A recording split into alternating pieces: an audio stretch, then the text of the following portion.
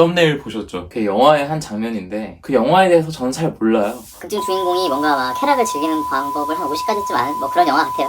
썸네일 사진을 보면 남자 주인공이 여자 주인공이 눈을 막 가리려고 하는데 왜 가리는 걸까요? 눈을 가리면 과연 어떻게 될까요? 뭔가 저는 잘 모르겠지만 이들은 눈을 가린 뒤 뭔가 굉장히 즐겁게 놀 것 같아요. 그 놀이가 무슨 놀이든 그건 일단 중요치 않아요. 여기서 제가 하고 싶은 얘기는 눈을 가리는 이 행위가 도파민을 분비시킨다는 거죠. 그래서 쾌락을 극대화시켜줄 겁니다. 눈을 가리는 거랑 쾌락이 무슨 상관이 있을까요? 일상에 쾌락을 선물하겠다라는 말은 도대체 무슨 말일까요? 이제부터 그 이야기를 할 겁니다. 오늘 영상을 끝까지 보시게 되면 도파민을 활용해 인생을 즐길 수 있는 아주 엄청난 방법을 알게 되실 거예요. 기대되시죠? 일단 도파민에 대한 얘기를 먼저 해봅시다. 도파민은 이제 대부분 아실 거예요. 의욕과 열정을 불러일으키는 뇌 분비물이죠. 그래서 제가 도파민 역이용하기 1탄 영상에서 스마트폰을 보는 의욕과 열정으로 책을 보게 만들어 드리겠다. 이렇게 말하고 그 방법을 알려드린 거잖아요. 오늘은 도파민이 의욕과 열정을 불러일으키는 그 메커니즘이 어떻게 되는지부터 살펴볼 거예요. 그래서 사실 오늘 이 앞부분 얘기만 잘 들으셔도 어디 가서 나는 이제 도파민에 대해서 이렇게 아는 사람이 있네 라고 얘기할 수 있을 만한 지식을 얻어가실 수가 있게 되는 거죠. 도파민은 기본적으로 기분을 좋게 만들어주는 뇌 분비물이에요. 그래서 이 도파민을 두고 섹스, 약물, 로큰롤의 화학물질이다.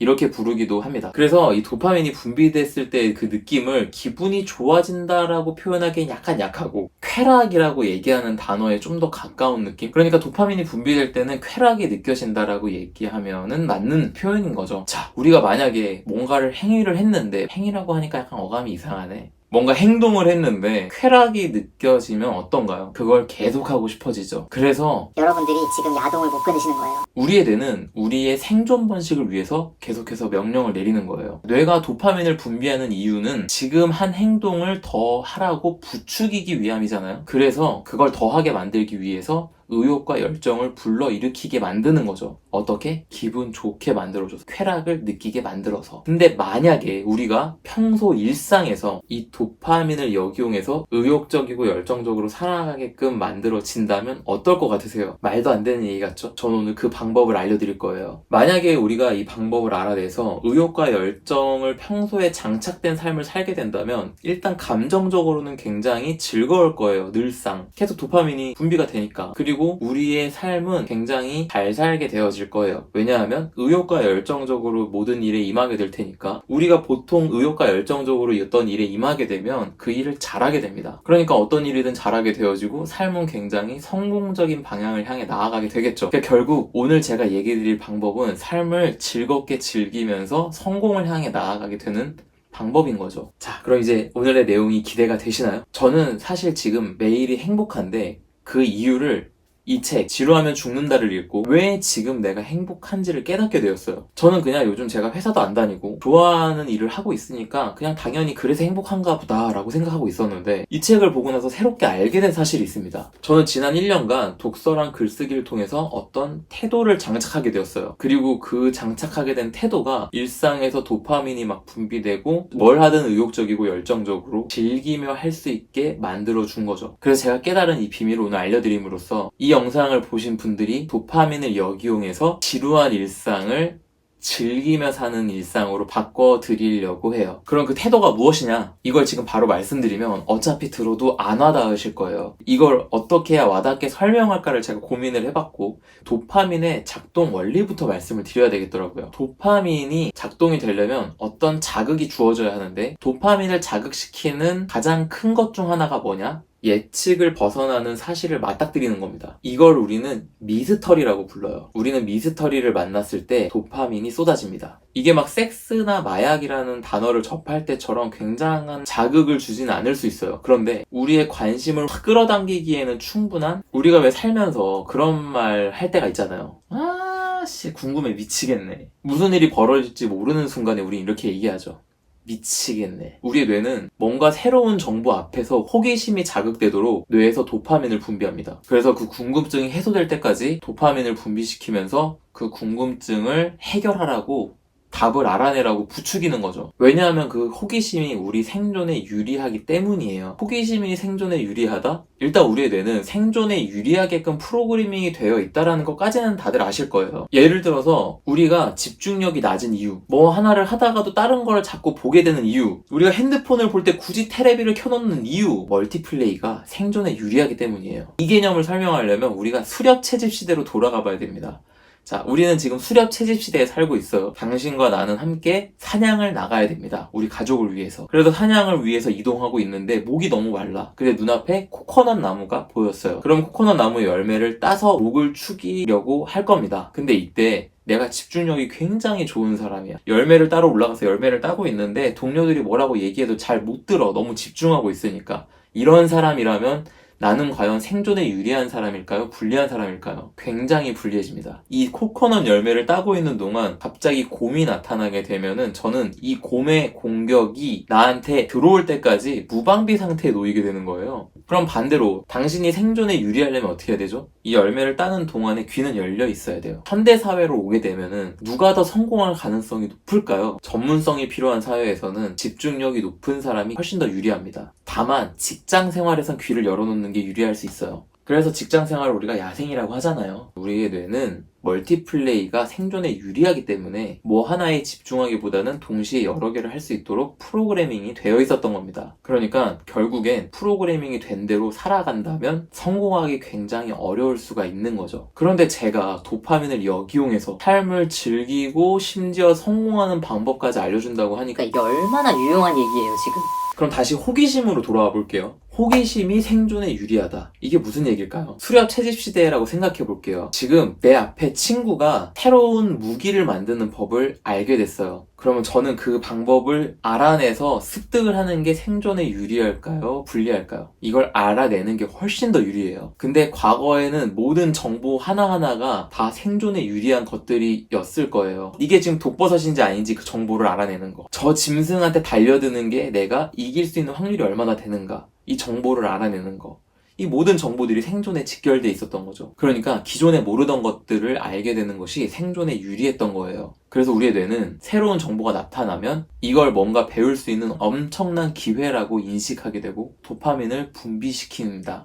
빨리 그게 뭔지 알아보라고. 그럼 지금 사회에서는 어떤가요? 아까 얘기했던 미스터리, 예측하지 못한 사실을 맞닥뜨렸을 때 도파민이 쏟아지기 시작하는 거예요. 그 예측하지 못한 사실, 그 결말이 뭔지 알아내라고. 자, 그러면 오늘 이 영상의 썸네일로 다시 돌아가 봅시다. 남자가 여자의 눈을 가리고 있죠. 그럼 이제 이 여자 앞에는 어떤 일이 벌어질까요? 여자는 이제부터 남자가 뭘 하는지를 볼 수 없게 돼요. 그러니까 남자의 행동이 예측되지 않게 되는 거죠. 눈이 가려진 상태에서 어떤 자극이 예측하지 못한 자극이 들어오는 거고, 그 예측하지 못한 어떤 자극이 들어왔을 때 그게 뭔지를 알아내기 위해서 도파민이 분비됩니다. 빨리 더 느껴. 그게 뭔지 알아내. 이렇게 도파민의 보상 시스템에 따라서 쾌락이 극대화되는 효과를 누리게 되는 거죠. 그러니까 이 영화의 남자 주인공은 도파민을 이용할 줄 아주 무서운 사람인 거예요. 그럼 우리도 이 남자처럼 도파민을 이용하려면 어떻게 해야 될까요? 미스터리를 즐길 줄 아는 사람이 되어야 합니다. 예측하지 못하는 사실을 맞닥뜨렸을 때 즐기는 태도를 갖춰야 되는 거죠. 근데 이렇게 얘기하면은 아마 우리 모두는 미스터리를 즐기기 때문에 난 그런 사람이라고 생각할 거예요. 호기심의 자극 원리 모두 지금 공감하시고 이해하셨잖아요. 그래서 우리는 추리소설에 열광하게 되고 영화의 스포일러를 당해서 결말을 알게 되면 굉장히 화가 나고 뭐 그런 거예요. 결말을 모를 때 재밌으니까. 그런데 이걸 우리 인생으로 가져오면 우리는 사실상 즐기지 못하고 있습니다. 자, 우리의 인생을 한번 생각해 볼게요. 우리의 인생의 결말을 우리가 알 수 있을까요? 어떠한 상황을 두고 기대는 해볼 수 있습니다만 정확하게 예측은 할 수 없어요. 그래서 한 치 앞도 알 수 없는 게 인생이라는 말도 있잖아요. 우리가 아무리 인생을 계획하더라도 내일 어떤 예기치 못한 사고가 발생하게 되면 우리의 그 계획은 다 틀어지게 되고 우리의 삶은 알 수 없는 방향으로 흘러가게 됩니다. 이런 상황에서 우리는 이런 사고를 어떻게 받아들이게 되나요? 스트레스로 받아들이게 되죠. 예측할 수 없는 미래 상황 앞에 도파민이 아무리 분비되고 그 답을 알아내요라고 부추겨도 그 답을 알 수가 없으니까 내 앞에 이 상황이 어떻게 벌어질지를 모르면 이거를 어떻게든 정의 내리려 하는 게 인간이에요. 근데 이거를 정의 내리지 못하면 스트레스를 받게 되는 겁니다. 근데 만약에 이 예측하지 못하는 미래 상황을 두고 우리가 그냥 미스터리라고 우리가 받아들이게 된다면 어떻게 될까요? 예측하지 못하는 이 상황을 두고 결말을 알 수 없는 아주 흥미진진한 이야기라고 우리가 받아들이게 된다면 인생을 즐길 수 있게 되는 겁니다. 지금 이제 머리로는 이해가 되시겠지만 심정적으로 동의가 잘 안 되실 거예요. 이게 끝이야? 이렇게 하면 된다고? 그래서 지금부터 제가 가슴이 받아들일 수 있도록 우리가 가져야 될 태도에 대해서 자세하게 설명드려 볼게요. 저는 이 태도를 갖게 됨으로써 인생이 굉장히 즐거워졌어요. 이전에는 어땠을까요? 굉장히 불안한 삶을 살아왔습니다. 내가 직장을 자이든 타이든 간에 그만두게 되면 그때부터 나는 무슨 일을 해야 되는지 늘 불안했고, 앞으로 난 뭘 먹고 살아야 되는가에 대한 문제부터 시작해서 내 가족의 앞날은 어떻게 될 것인지, 앞으로 태어나게 될 내 아이는 어떻게 책임져야 할지, 우리 부모님은 어떻게 부양해야 하며 나의 노후는 어떻게 준비해야 될지, 이 모든 것이 스트레스고 걱정거리였어요. 그런데 작년에서 올해로 넘어오면서 제가 갖게 된 이 태도가 이 모든 스트레스를 잊게 만들어줬어요. 그게 뭐냐? 나는 무엇이든 잘하게 될 수 있다 라는 태도를 갖게 된 겁니다. 이게 무슨 말이냐 하면, 나는 무엇이든 잘하게 될 수 있다. 그러니까 우리가 모든 일을 다 잘하게 될 수는 없을 수 있겠지만 적어도 내가 하고 싶은, 내가 좋아하는 일이라고 불릴 만한 그것은 꾸준한 노력을 통해 잘하게 만들 수 있다 라는 태도를 갖게 되었다는 거예요. 나는 무엇이든 잘하게 될 수 있다. 이렇게 태도를 갖게 되면은 그때부터 인생은 굉장히 즐겁기 시작합니다. 한 분야의 전문가라고 불리는 사람들은 어떤 사람들인가요? 그 분야를 꾸준히 공부하고 연구하고 나름의 인사이트를 갖추고 그걸 적용해보고 개선해보고 사람들에게 알림으로써 나름의 노하우를 갖게 된 사람들인 거죠. 그런데 그런 전문가들 모두가 시작 레벨에서는 다들 초보로 시작합니다. 그렇다면 전문가를 이렇게 정의내려 볼 수 있지 않을까요? 어떤 분야를 나보다 먼저 배워서 잘 알게 된 사람. 그럼 거꾸로 나는 지금부터 꾸준히 노력한다면 그 분야의 전문성을 갖출 수 있게 되지 않을까? 사실 우리 모두는 어떤 분야에 대해서 꾸준히 노력하면 전문성을 갖출 수가 있어요. 여전히 와닿지 않으신가요? 저는 작년까지 프로작심 3일러의 MFP였어요. 꾸준히 독서와 글쓰기를 2년간 하려고 하는 상황에서 그거를 할 수 있는 사람이 아니었고, 그거를 해내기 위해서 공부를 하기 시작했어요. 그리고 저는 습관 관련된 책 5권 남짓 읽었을 뿐인데 저의 작심 3일러 문제를 해결하고 1년 반이 넘도록 독서와 글쓰기를 꾸준히 하고 있죠. 그리고 그 노하우를 사람들에게 알려주어서 나름의 전문성을 갖추게 되었습니다. 저와 같은 프로작심 3일러, 파워 MFP 이런 분들이 습관을 가질 수 있도록 도와드릴 수 있는 나름의 노하우를 갖추게 됐고 나름의 전문성을 갖게 되었어요. 제가 만든 습관 만드는 그 영상이 그걸 증명하고 있죠. 그리고 저는 브랜딩 관련된 책을 20권 넘게 읽으면서 저에게 적용시켜봤고 저 스스로를 퍼스널 브랜딩을 해나가다 보니까 사람들이 저의 퍼스널 브랜딩을 보고 저도 그렇게 하는 방법을 알려주세요 라고 묻기 시작했어요. 그래서 제가 알게 된 것들을 컨텐츠로 알려드리고 강의로도 알려드리고 컨설팅으로도 알려드리고 이렇게 하다 보니까 퍼스널 브랜딩 관련 전문성을 갖게 되었죠. 그럼 이 과정이 저에게 어땠냐? 굉장히 즐거웠어요. 지금도 굉장히 설렙니다. 왜 제 올해 인생이 즐거웠냐? 인생을 재미있게 사는 법을 깨닫게 해준 문장을 이 책에서 발견했기 때문에 그 문장을 한번 읽어봐 드릴게요. 무엇이든 통달하면 재미가 없어진다. 통달해 나가는 과정은 우리의 집중력을 요구한다. 무언가에 완전히 몰입할 수 있는 이유는 잘 모르기 때문이다. 아직 미스터리이기 때문이다. 그리고 뭔가에 완전히 몰입했을 때 우리에겐 살아있는 기분과 재미를 느끼게 하고 에너지를 불어넣는데 그렇게 만드는 것들은 모르는 것들이다. 우리는 모르는 것들을 알아갈 때 뇌에서 도파민으로 보상을 해줍니다. 그리고 계속해서 의욕과 열정을 불러일으키게 되죠. 작년까지 저의 인생은 왜 즐겁지 않았고 의욕과 열정에 불타지 않았을까요? 제가 있던 회사의 팀장님은 지겹다라는 말을 입에 달고 살았어요. 아우 지겨워. 일하면서 이 말을 정말 많이 하셨거든요. 우리는 왜 그렇게 살게 되었냐? 어린아이들은 끊임없이 질문합니다. 이건 왜 이래? 이건 왜 이래? 그런데 우리는 다 안다고 생각해요. 그리고 나아가 모르는 영역은 도전하려고 하기보다는 위험하다라고 인식합니다. 그리고 아는 영역 안에서 머무르려 하고 다른 생각을 받아들이기를 거부하죠. 왜 그럴까요? 이거를 세이프 존이라고 부르는데 우리 대부분은 이 세이프 존 안에 머무르려고 합니다. 이게 생존에 유리하니까. 이렇게 하지 않으려면 태도를 바꿔야 하는데 나는 무엇이든 잘할 수 있다라는 태도를 갖춰야 하는 것입니다. 이렇게 되면 뭐가 달라질까요? 우리가 정답이라고 생각하는 것들은 사실 정답이 아닐 수 있어요. 1 더하기 1이 몇인가요? 2예요. 이건 반박의 여지가 없죠. 과연 진짜 그럴까요? 사실 1 더하기 1은 1이에요. 1이라는 정답을 받아들이실 수가 있나요? 저는 증명할 수 있어요. 1 더하기 1은 1이 정답입니다. 그럼 제가 지금부터 3초를 드릴 테니까 한번 떠올려 보세요. 1 더하기 1이 1이라는 거를 증명할 수 있는 거를 생각해 보세요. 1, 2, 3.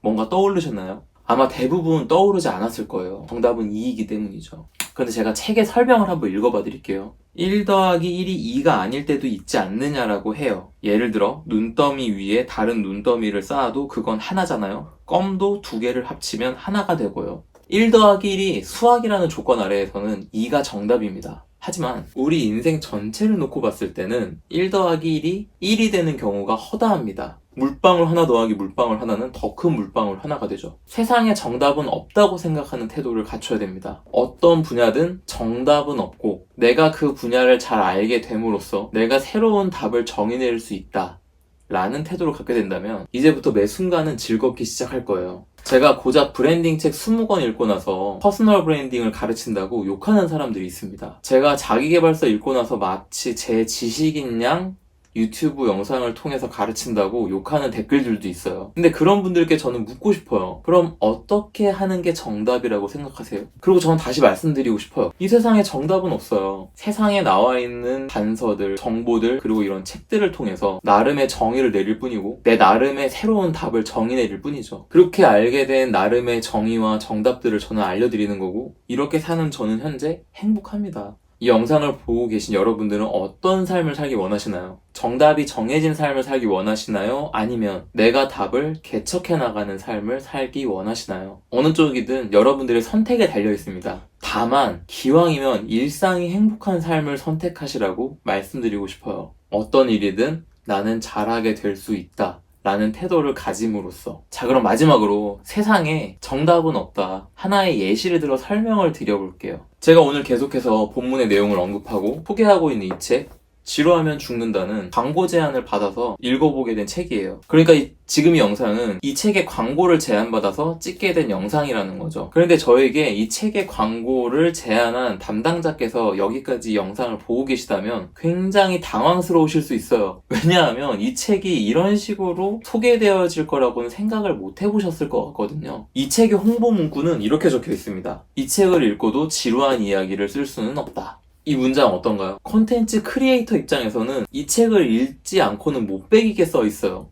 그러니까 이 책의 홍보 방향은 콘텐츠 크리에이터들을 후킹하는 방향으로 홍보가 되어지고 있는 거죠. 책 뒤에 보면 이렇게 써 있어요. 몇 가지를 읽어봐드리면 도대체 재미란 어떻게 만들 수 있는가? 영혼을 팔아서라도 알아내고 싶던 그 방법을 알려준다. 이 책이. 독자를 붙잡고 싶은가? 그렇다면 가장 먼저 이 책을 읽어야 한다. PD로서 매일 하는 고민에 대한 답이 이 책에 들어있다. 이 책에 대한 추천사를 쓰신 내용들인데 어떤가요? 그리고 책 내용을 보면 실제로 콘텐츠 크리에이터들에게 도움이 될 만한 인사이트들을 제공하고 있습니다. 저 역시 그런 도움을 굉장히 많이 받은 게 사실이에요. 그런데 이 책의 후반부로 갈수록 제가 오늘 이야기한 인생을 미스터리로 받아들임으로써 행복하게 사는 법에 대해서 깨달을 수 있는 내용들이 적혀 있더라고요. 아, 내가 그래서 지금 행복한 거였구나. 이거를 저는 깨달은 거죠. 책 지루하면 죽는다. 저는 오늘 출판사의 홍보 의도와는 다른 방향으로 제 나름의 답을 가지고 여러분들께 소개를 해봤어요. 정답이 없다라는 건 바로 이런 거라고 생각해요. 누군가는 이 책을 보고 사람들이 보고 싶은 컨텐츠를 만드는 법을 깨닫게 될 거고, 누군가는 이 책을 읽고 스티브 잡스처럼 사람들의 관심을 끌게 만드는 매력적인 프레젠테이션 만드는 법을 깨닫게 됐을 거예요. 물론 저는 이 책을 읽으면서 이 두 가지를 다 배우게 되기도 했죠.